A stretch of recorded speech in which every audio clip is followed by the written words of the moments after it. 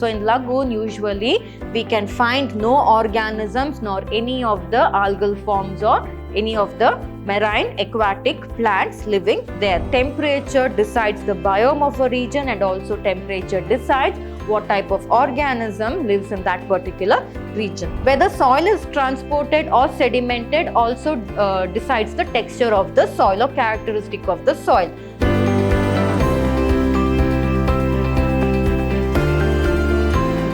Hello everyone, a warm welcome to another session of chapter 13 of second PUC, that is Organism and Population. I am Dr. Divya, Biology faculty, Vidhyaashram Pre-University College, Mysuru, Temple of Excellence. So in the previous session of this chapter, we had discussed about how the temperature as well as precipitation, that is rainfall or snowfall, alters or decides what kind of biome should be in a particular region. Under that, we learnt about different types of biomes which are formed based on the amount of rainfall or snowfall and the amount of temperature they receive.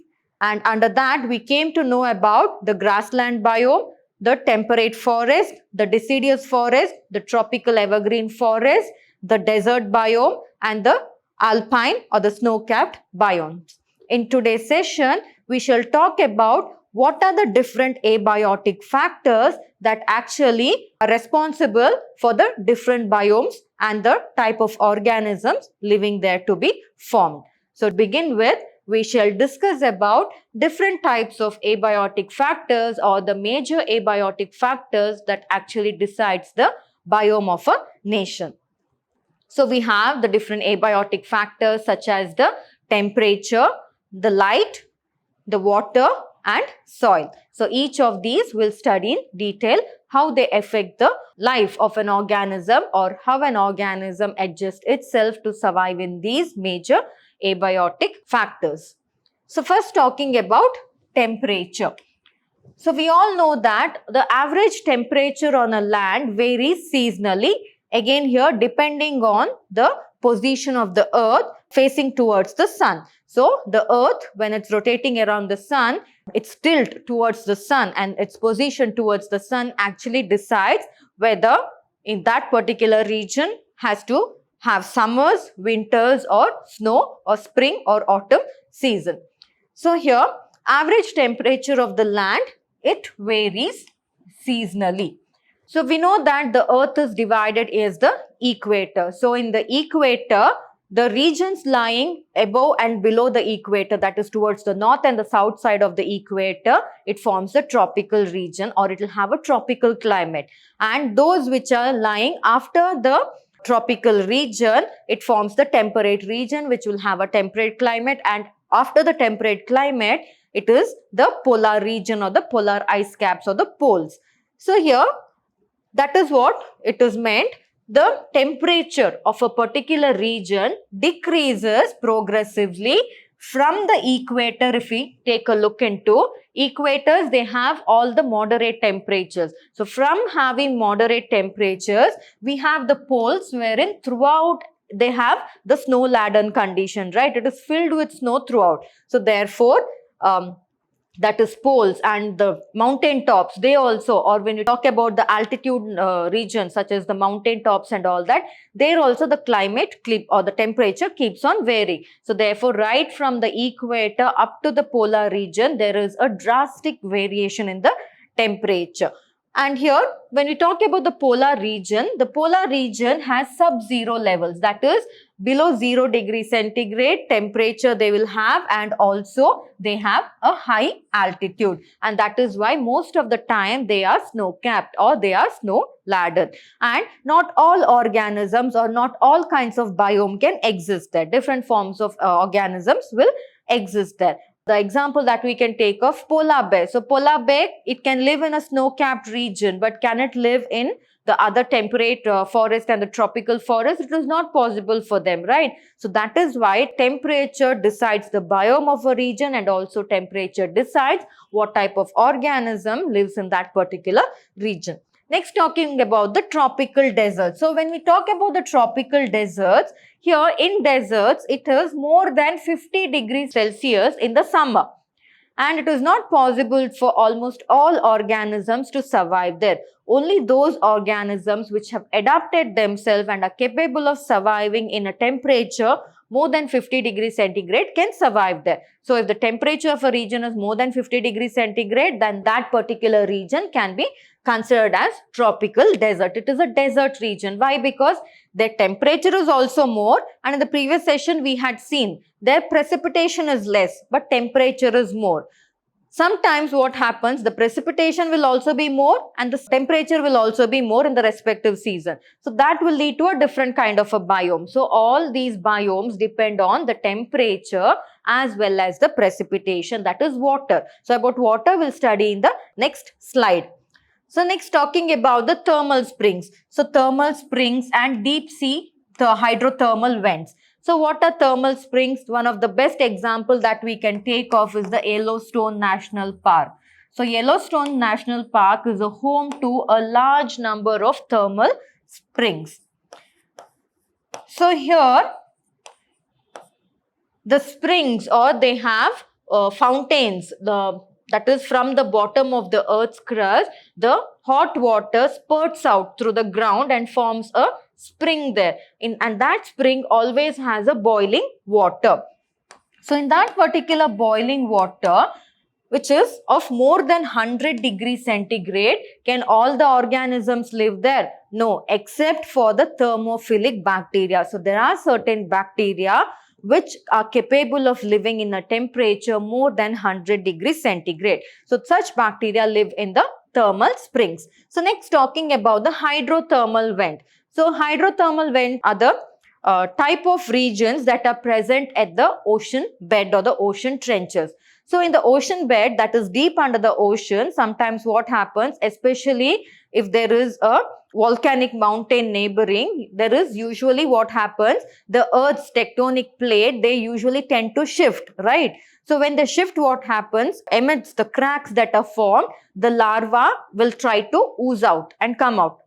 So when the molten larva is trying to ooze out and come out, it will be boiling hot, right? Through that particular area, bubbles of hot water will start to spurt. So that particular region which is present under the deep sea, it is called as the hydrothermal vent.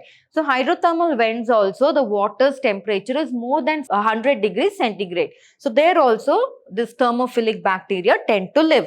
So that is how, depending on the temperature, in the polar areas, the temperature is quite sub-zero, and also they have a quite high latitudes wherein only the organisms which are capable of adjusting themselves and adapting themselves to live in the polar region or the snow-capped regions, they will survive. In tropical deserts, again the temperature is more than 50 degrees centigrade. There, the type of plant species that are there is also different, and the type of animal species that is there is also different. They are not found anywhere.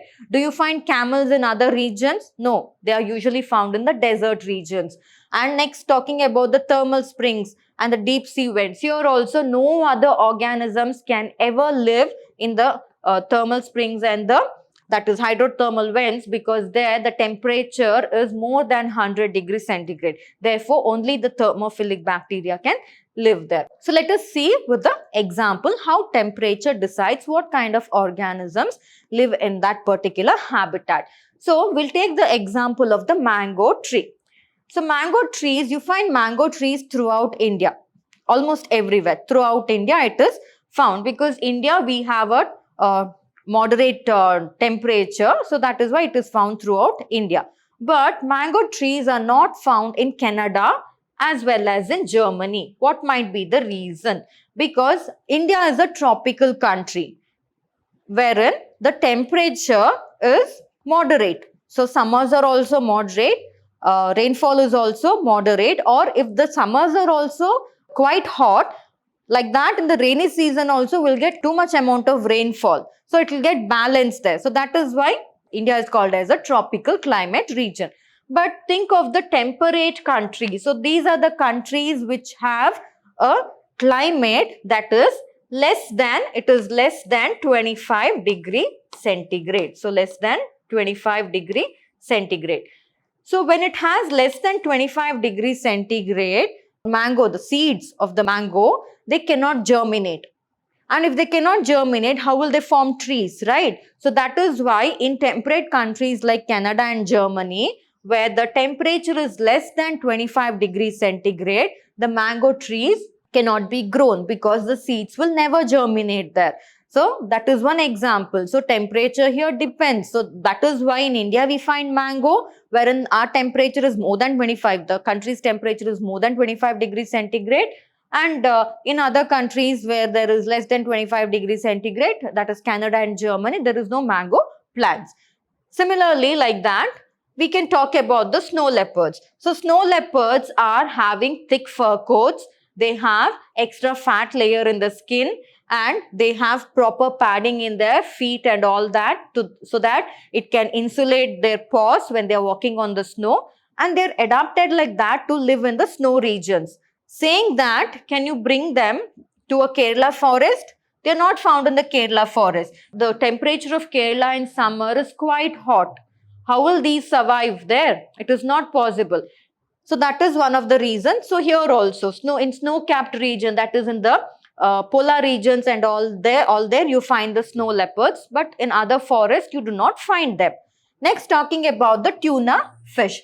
So tuna fish, they are marine and they are rarely caught beyond the tropical latitudes. So in the ocean, beyond the tropical latitudes, you do not find this tuna fish. Why? Because in the tropical latitudes, the temperature keeps on varying, and tuna fish cannot live in a temperature there in the tropical latitude. It will alter the kinetics of their enzyme, or it will alter their metabolism process. So that is why tuna fish are not found in the tropical latitudes of the ocean. They are found in other regions of the ocean, but not in the tropical latitudes of the ocean. So now we have understood how this temperature actually decides what type of organism lives in what kind of a biome here. So these are the different examples. So these plants and animals are not like us. We can regulate our body temperature, but they cannot. So that is why they are not found in every region. We can go and live to some extent in the snow-capped regions. Why? Because the temperature that is there inside our body with that of the external temperature, it will never vary. So that is the reason.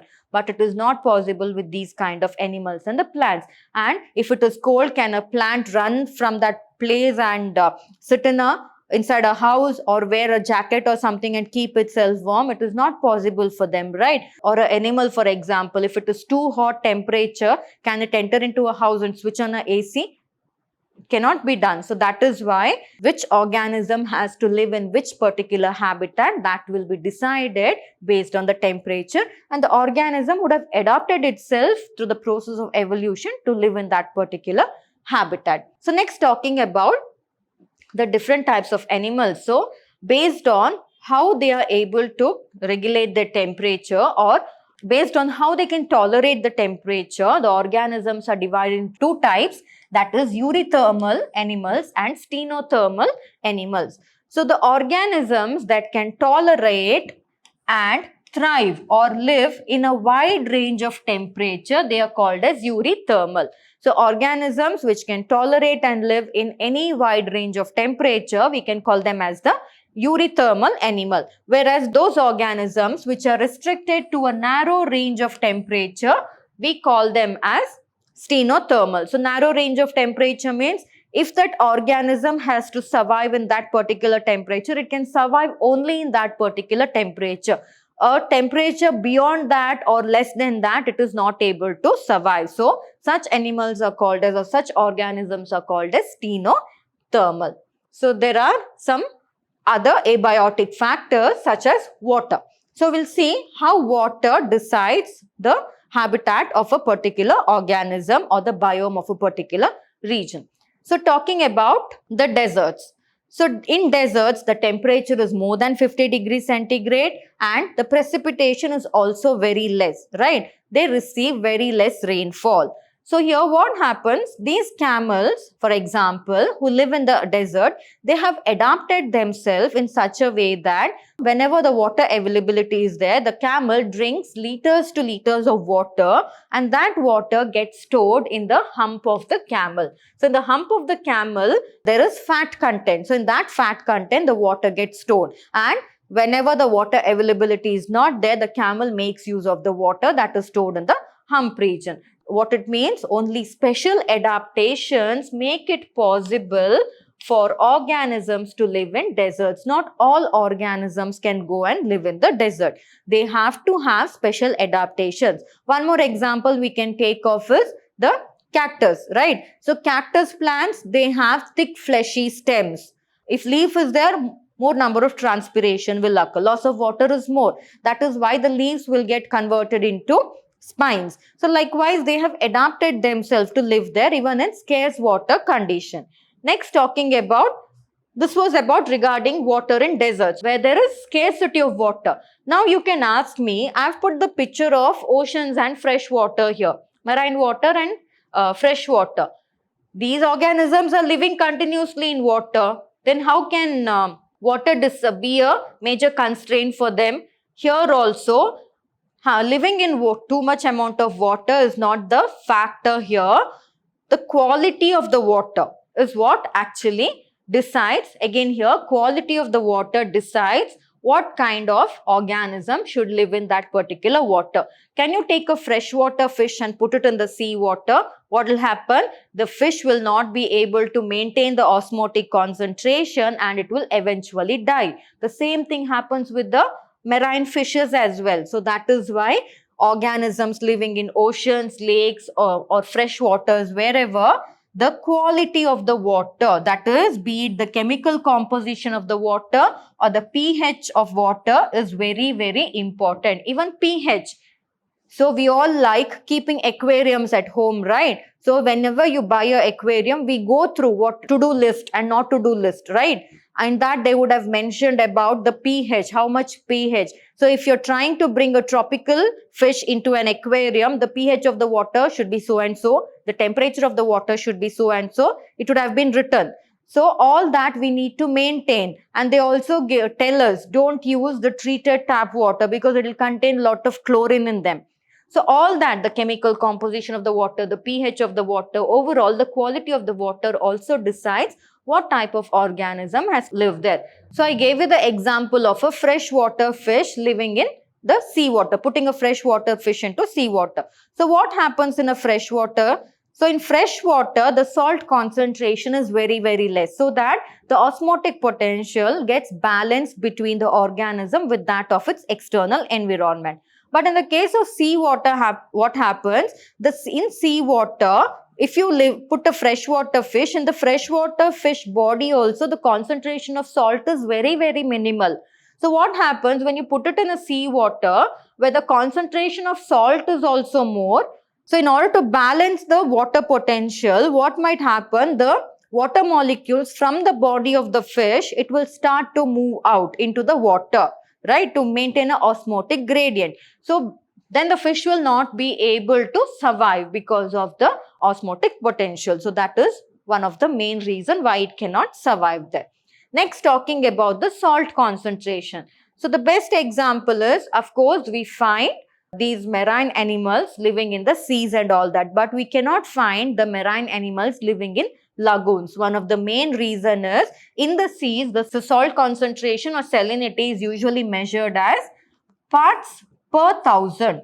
So in seas, the salt concentration or salinity is 30 to 35 parts per thousand.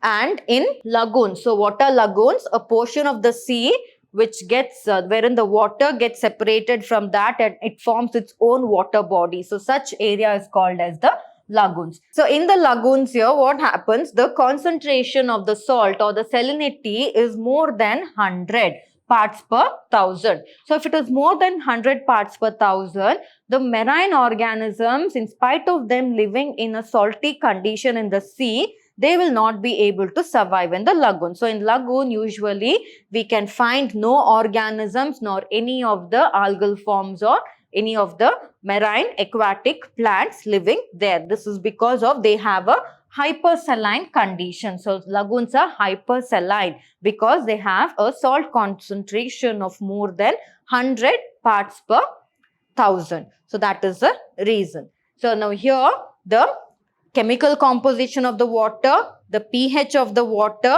then the amount of availability of the water, and the salt concentration or the salinity of the water will actually decide what kind of biome should exist and what kind of organisms tend to live there. So this is about water as an abiotic factor.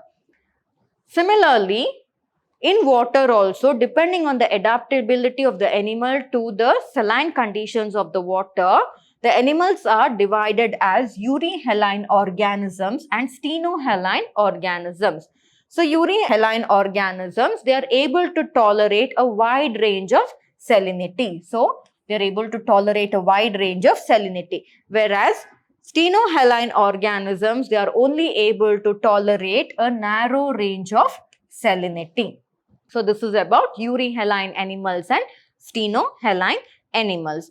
So that is why whichever, depending on the salinity, what organism has to live in that particular habitat, only those will tend to survive there, whereas the others will perish, or they might perish, or or after many years they may evolve themselves in order to adapt to that particular saline condition. So next, talking about one more major abiotic factor, that is light. So many species of plants, be it the herbs or the shrubs which are growing in the forest, they adapt themselves to photosynthesize optimally under very low conditions. Why?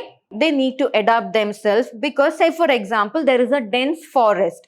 Dense forest means there is canopy of trees. So the tall trees will form a canopy wherein the light penetration will not be possible to a larger extent when compared to an open area, right? So here, what is the fate of the small plants, that is the herb and the shrubs that are growing at the below ground part of the tall tree? So the shadow will be falling on them wherein the sunlight will not be able to pass. But plants have adapted themselves in such a way that only 10% of the sunlight, if they receive also, they can photosynthesize. So that is how, in spite of the trees canopying the entire shrubs and the herbs that are growing at the base or at the forest floor, because these plants have adapted themselves to photosynthesize even under very low sunlight. So that is one kind of adaptability of the plants towards the light. So here many plants depend on sunlight for flowering, which is called as photoperiod. So some plants require a photoperiod of 12 hours daylight and 12 hours night time for flowering. So that is why, depending on the time it is exposed to flower, the plants will bloom. So light also is one of the factors for formation of the flowers or for the blooming of the flowers.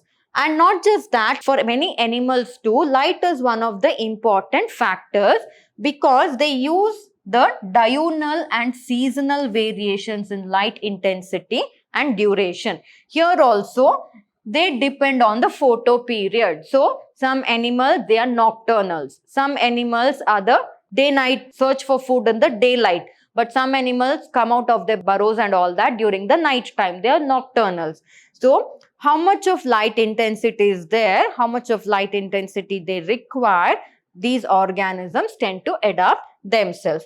And also, this timing actually decides the foraging, that is the feeding ability of that particular organism, and also the reproductive and as well as the migratory activity. So migratory activity also depends on the light, that is the movement of one organism to another organism is the migratory thing. So that also depends on the light. So at what time they should reproduce, at what time they should migrate, how they should feed. Should they feed during the daytime? Should they feed during the night time? All that depends on these abiotic factors such as the light. So next, talking about the availability of light. So the availability of light on land is closely linked with that of the temperature. That is true, right? If the sunlight is maximum, there will be a different temperature. If it is minimum, there will be a different temperature. In summers, the sunlight is maximum, temperature is more. In winters also, there is sunlight. But the duration of the sunlight, the amount of sunlight the earth is receiving will be less. So that will affect the temperature as well. Therefore, the sunlight and temperature goes hand in hand. So, sun is the source for both the temperature as well as the light. But here, deep under the ocean, the sunlight cannot travel and reach the deep ocean trenches. But in spite of that, that is more than 500 meters, sunlight cannot travel and reach under the deep oceans. But in spite of that, there are some organisms living in that dark environmental condition. How is it possible? One of the best examples that we can take of is the red algae, the green algae and the brown algae. So these algae or the larger kelps, they tend to live at the bottom of the ocean, that is below 500 meters, wherein the sunlight cannot reach.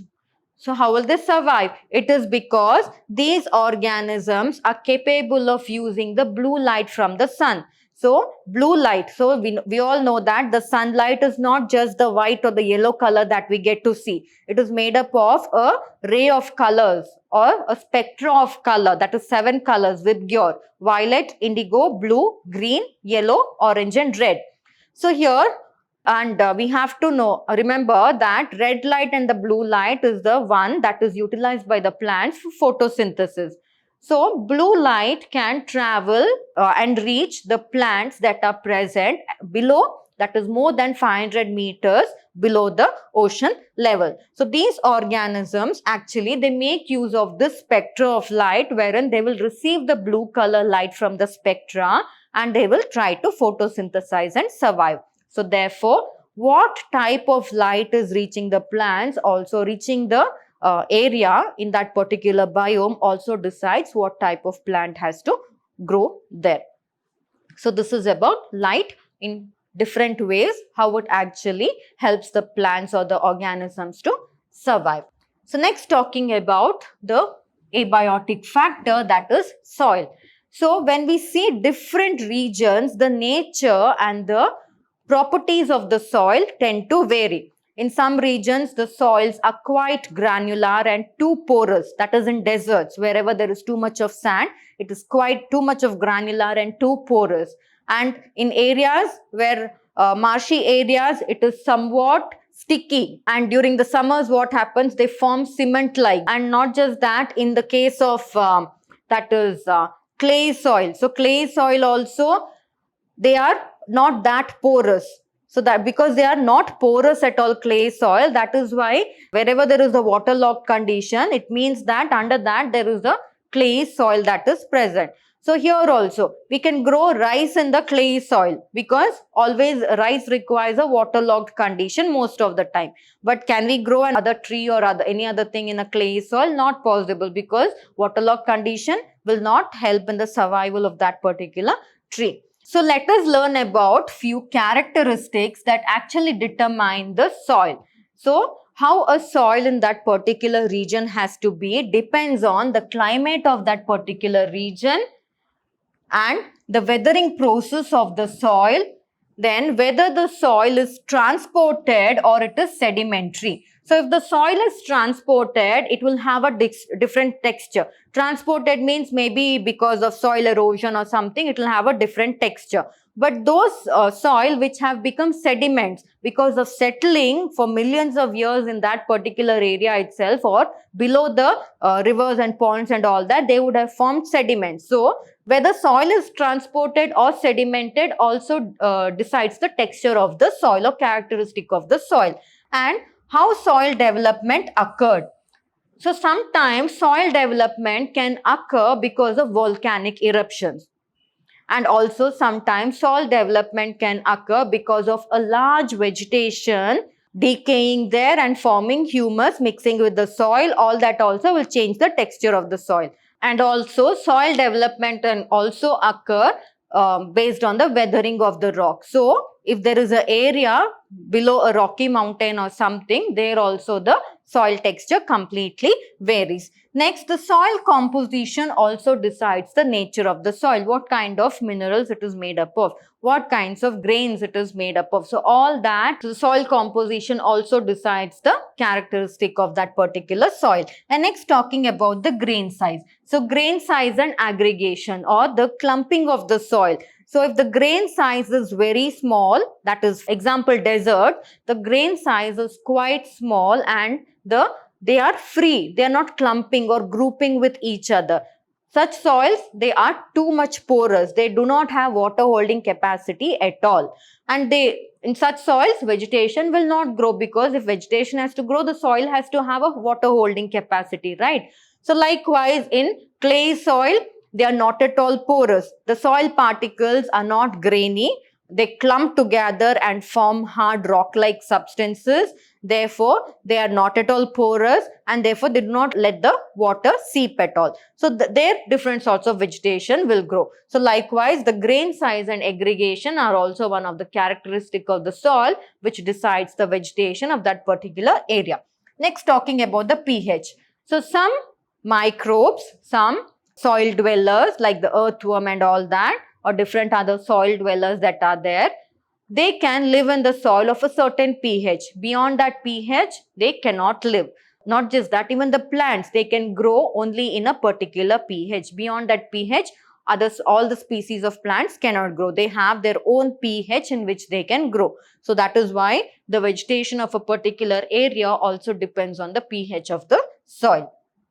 Next is mineral composition of the soil. What type of mineral is present in the soil? Whether it contains a lot of nitrogen, whether it contains a lot of phosphorus, potassium, zinc, all these different minerals also decide the texture of a soil. Next is topography. Topography is mountain. In the mountain regions, the texture of the soil is completely different. So the high altitudes and the slopes, all these decides that is topography of a land, also decides the characteristic of a soil. So these are the different characteristics that determine the soil, and based on these, how the texture of the soil is formed in that particular region, based on that the vegetation and animal habitat there will be decided. So this is about the soil as a major abiotic factor. So next, talking about some of the examples here. So soil, when we say, they can be on the terrestrial environment or as well as in the aquatic environment, right? In aquatic environments, the soil forms sediment because from somewhere the soil would have washed, fallen into the water, and it would have settled one above the other in layers, forming sediments. So here in the aquatic environment, the sediment often determines the type of benthic animals that can thrive there. So benthic animals cannot live anywhere else. They can only live in the sediments, that is under the seas and the ponds, fresh water, wherever the soil surface is there, which is formed by sedimentation. There these organisms will feed on the sediments and they tend to thrive there. Such organisms which feed on sediments and live in the sedimented soil under the lakes, oceans, rivers, etc., they are called as the benthic animals. So there are some benthic animals. For example, there are some molluscans, the shrimps. All these are some of the benthic animals that feed on the sediments. And also we have these starfishes. They are also benthic animals because they feed on the sediments of the ocean floor. But benthic animals cannot be found elsewhere apart from these soil that have settled as sediments at the bottom of the fresh water as well as the marine waters. So in this session, we studied about the different abiotic factors such as temperature, light, water and soil, which decides the habitat of or biome of a particular region and what kind of organism has to grow in that particular region. In the next session, we shall study how these organisms respond themselves to different abiotic factors, because if they have to survive, they have to respond to abiotic factors. In different regions, there are different abiotic factors varies in terms of temperature, in terms of that is light, soil, everything, right? So how do they regulate? How do they confirm? If they are confirmers, how do they maintain or how do they adapt? They adapt by migrating and they adapt by suspending their activity. So all these we shall study. That is how organisms respond to these abiotic factors in order to adapt themselves. We shall study in the coming session. So we will meet again in the coming session. Thank you.